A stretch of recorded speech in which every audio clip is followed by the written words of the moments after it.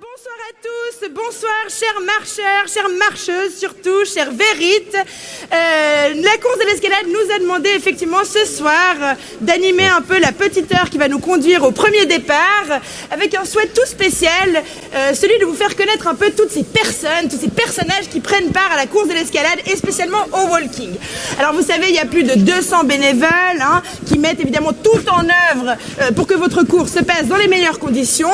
Mais alors, qui sont-ils? Qui sont ces petites mains qui travaillent dans l'ombre pour que cette course se déroule au mieux? Alors, bien sûr, il y a Jean-Noël, le grand organisateur. On peut l'applaudir.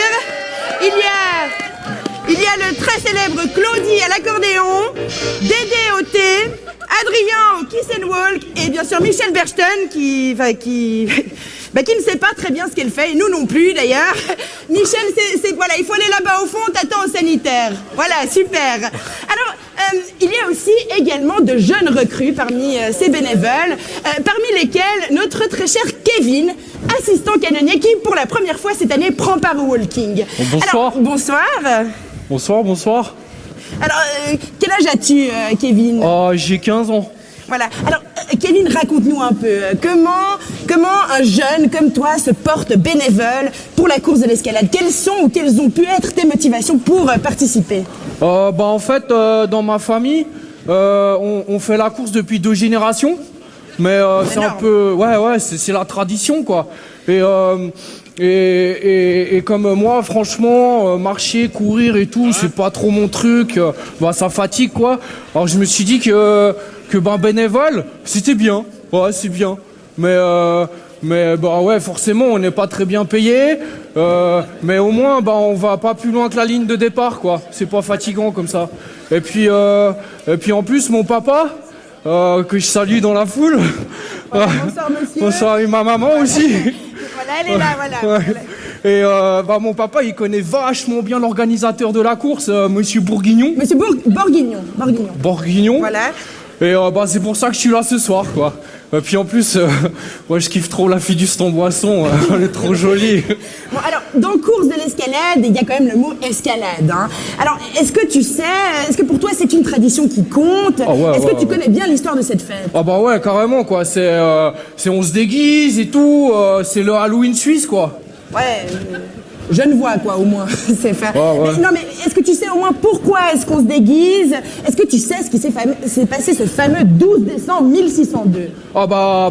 Il y a les frontaliers qui ont attaqué. Les Savoyards. Si tu veux, les Savoyards qui ont essayé d'attaquer Genève avec des échelles. Mais heureusement, il y a une dame qui leur a acheté une marmite en chocolat dessus. Ouais. Et comme ça, ils sont tous rentrés chez eux. Et puis non mais attention, maintenant ça va vachement mieux avec les frontaliers, enfin les Français quoi, ça va mieux ils ont même le droit de participer à la course maintenant. Mais pas les Vaudois quand même. Non, et les Bernois non plus parce que mon papa il dit qu'ils sont arrivés trop en retard. Bon. Eh ben c'est bien résumé, enfin c'est résumé quoi, voilà. Alors donc Kevin, comme j'ai dit tout à l'heure, toi tu occupes le poste d'assistant canonnier. Ouais, je suis assistant canonnier, ouais. Mais en fait, je suis plus assistant canonnier. Ah non. Non, parce que hier à la répétition, j'ai mal fait le dosement de la poudre et le chef canonnier, il a perdu tous ses sourcils et son canon.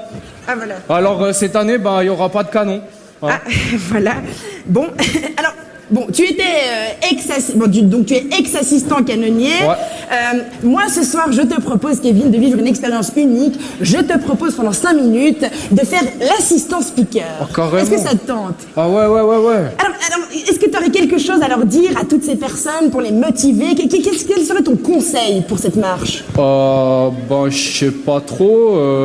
Marcher bien. C'est important. Oui. C'est pas très difficile. Il suffit de mettre un pied devant l'autre. C'est surtout une question d'équilibre, quoi. Et puis je sais de quoi je parle. Moi, ça fait depuis que je suis tout petit que je marche. Ouais, voilà.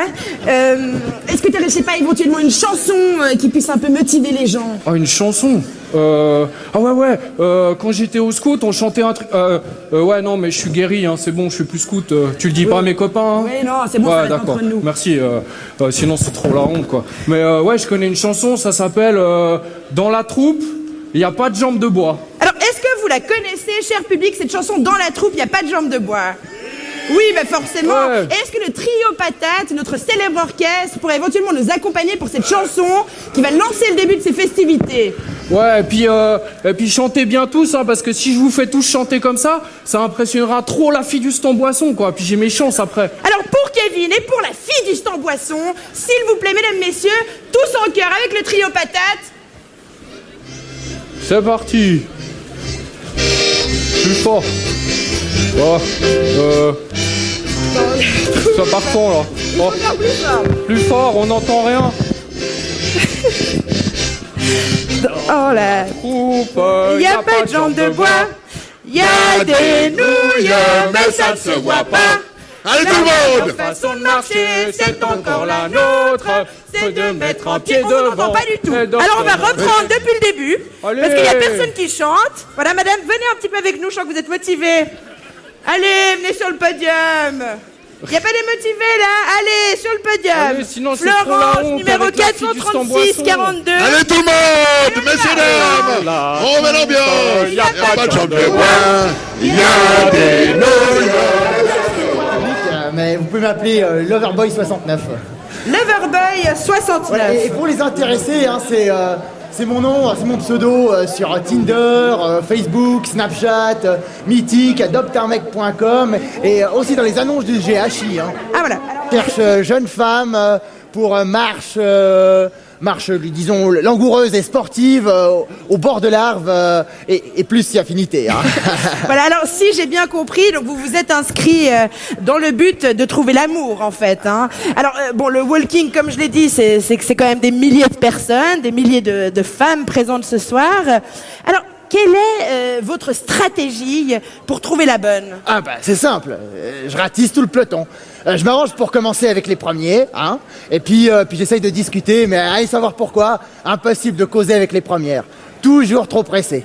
Bon, alors je descends progressivement dans le peloton, hein, et puis je mate un peu tout ce qui passe. D'ailleurs là il y en a une mignonne là, ouais, en vrai. Je mate un peu tout ce qui passe, puis je repère progressivement les prothèses de hanches, les genoux en titane.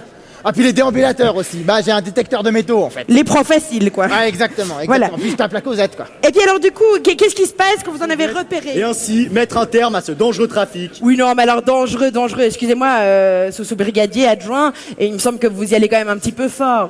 Non, mais attendez. Par exemple, imaginez que, je sais pas, ouais, on va dire 5 personnes sur 10 possèdent des bâtons. Une sur deux, quoi. Ouais, donc je disais, imaginez que 5 personnes sur 10 possèdent des bâtons. Ouais, puis je sais pas, grosso merdo, il y a quoi 5000 marcheurs, pardon. Ouais, ça nous fait, toujours grosso merdo, hein, 2500 personnes possédant des objets contondants à l'heure où on parle. Mais attention, on a tendance à oublier que les 10 marcheurs ne se contentent pas d'un seul bâton. Non, ils les prennent souvent par paire. Et donc ça nous fait... Ouais, alors là c'est toujours grosso merdo, hein. Ouais, ça nous fait, je sais pas moi, 2500 personnes possédant 2 bâtons chacun, soit 5000 bâtons. Oui. Et ça, madame, ça nous fait 1 bâton par personne, et ça, ce sont les chiffres de l'année passée, madame. Alors effectivement, ça fait froid dans le dos et on se rend bien compte avec votre témoignage qu'il était quand même grand temps d'agir. Rappelons effectivement que les années précédentes, les choses ont parfois mal tourné. Et affirmatif, ouais. Alors j'ai les chiffres ici qui font état de 18 bleus, 7 foulures, une crevaison, puis un croche-patte et demi, quoi. Et demi. Ouais, le deuxième il est finalement pas tombé. Ah, bon. Et puis ouais, une fesse perforée aussi à la fin. Oui, bon, effectivement, triste bilan. Donc, alors comment est-ce que vous comptez procéder pour déceler les éventuels fauteurs de troubles? Bah alors c'est très simple. Bah comme j'ai pas le droit, ni le temps d'ailleurs, de fouiller tout le monde au corps à corps, bah je vais compter sur un effort collectif, quoi. Alors je vais demander à chaque participant de fouiller la personne. C'est pas bientôt fini, Jean-Bart? Non, mais qu'est-ce qui se passe encore, Madame Michu? Infernal! Mais qu'est-ce qui se Toutes les années, passe? ça recommence! Et toutes les années, vous êtes plus nombreux!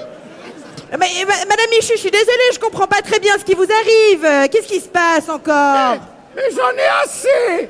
Il se trouve qu'après avoir dû rentrer à pied, parce qu'évidemment, j'arrivais pas à venir avec ma voiture, puisqu'il y avait plus de parking, que les bus, ça fait bientôt 2 jours qu'ils desservent plus le quartier. Enfin, je suis arrivé à la maison, il y avait mon chat. Il était dans un état pitoyable. Mais qu'est-ce qui lui arrive à votre Il chat? était tout mouillé. Il est bouleversé par votre bruit et puis toutes vos bêtises. Mais votre animal, qu'est-ce que c'est, un chat ou une chatte? Mais quelle horreur. Si vous croyez que je comprends pas vos sous-entendus, espèce de dévergondé, Non, va. mais je vous prie. Mais j'ai très bien compris. En tout cas, c'est pas des choses qui seraient arrivées quand c'était mère qu'elles étaient portiers, qui était le maire, hein. Oh!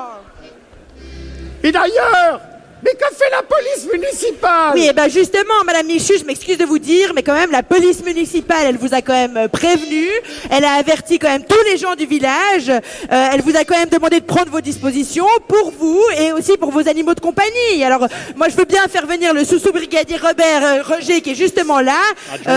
Voilà, Monsieur Roger, sous-brigadier adjoint, est-ce que vous pouvez confirmer à Madame Michu que tous les habitants du village ont été avertis? Et en effet, Madame Michou, on a largement évoqué il y a quelques jours les précautions à prendre concernant votre chat, quoi. Voilà. Oui, mais vous en avez toujours sous-estimé la sensibilité et la fragilité. Non, mais attendez. Vous allez avoir des ennuis, vous, ce soir. Parce que dès ce soir, je vais me plaindre à notre maire actuel, Monsieur Raymond Gavillet, lequel connaît très bien la finesse instinctive de ma bête. Et tout verrier connaît ma relation privilégiée avec ce brave Raymond. Ah bon? Alors, ragot pour ragot. Eh ben, tant pis, j'en profiterai pour défendre mes intérêts. Et puis, surtout qu'on prenne un peu soin de mon chat dorénavant. Bon alors, je vous propose, Julia, que pour apaiser les tourments de la chatte de Madame Michu, qu'on fasse un peu... Non mais il nous a déjà dit que c'était un chat. Vous allez encore l'énerver. Ah ouais, merde. Ouais, pardon Madame Michu, pardon, quoi. Bon, alors je propose cependant que nous lui chantions une petite chanson là, pour calmer la bête, quoi. Oui, ça me paraît une super idée de lui chanter une chanson, effectivement. Alors qu'est-ce que... Oh merde! Oh non, le chat! Oh merde! Tu es con. Bon, là, du coup, j'ai une chanson qui me paraît quand même particulièrement de circonstance. Le trio patate, est-ce qu'on pourrait pas chanter pour Madame Michu? C'est la mère Michu qui a perdu son chat. Allez tout le monde! Alors tout le monde chante, la mère Michu a perdu son chat, accompagnée par le trio patate. C'est la mère Michel qui a perdu son chat, qui crie par la fenêtre qui lui rendra. C'est le père Lustucru qui lui a répondu. Mais non, la mère Michel, votre chat n'est pas perdu. Sur l'air de tra-la-la-la-la, sur l'air de tra-la-la-la-la. Allez, tout le monde chante, tout le monde chante, s'il vous plaît. On y va, on vous entend pas tout au fond. C'est la mère Michel qui a perdu son chat, et qui fera la fenêtre qui le lui rendra. C'est le Lustucru qui lui a répondu. Mais non, la mère Michel, votre chat n'est pas perdu. S'il vous plaît, laissez-le, mon patient. Mais qu'est-ce que bien ce Philibert? Parce que là, j'entendais absolument pas. Ah, voilà. Ça, c'était bien, hein. Vous aviez écouté. Puis il y avait comme du public qui écoutait, qui ont rigolé, quoi. Oui, finalement, il y a quand même eu chacun. Il y avait quand même eu 5 personnes quand même qui ont rigolé. C'était pas les déjà 7000 bien. convenus, mais c'était les. Ouais, on n'est pas encore arrivé aux 7000, mais déjà 5, c'est déjà un bon début. C'est un bon début, il faut continuer.